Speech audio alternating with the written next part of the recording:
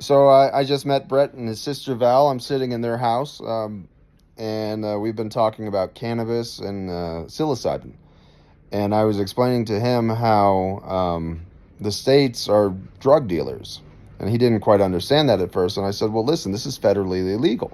This is a Schedule One narcotic. It's worse than cocaine."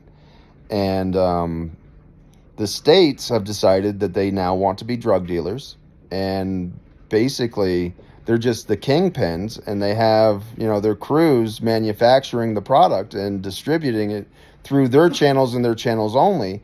And they're really leaning heavy on the independent drug dealers because the state wants to be the kingpin.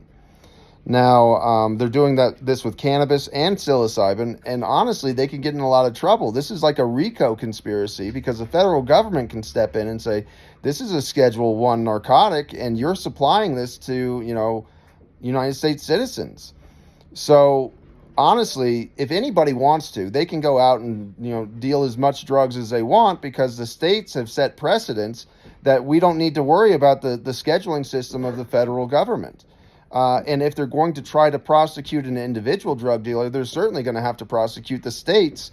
And because the states are working in conjunction with each other, this is a RICO statute, in a situation to where most of the governors of these states could be prosecuted criminally. And I think the minimum required sentencing would be 5 years for each governor of the states that are legally in their states pushing cannabis and whatever other drugs the states are trying to sell at this point.